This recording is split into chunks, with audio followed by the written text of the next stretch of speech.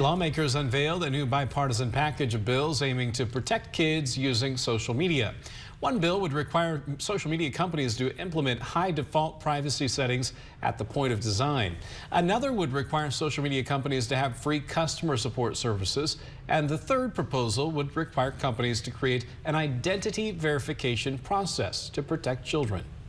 We cannot rely upon social media companies to self-regulate because at every turn they have openly and behind the scenes resisted measures to protect minors.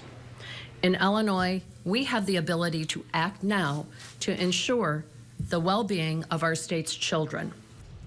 And she went on to say she hopes Congress will take action, but she says the state is not going to wait.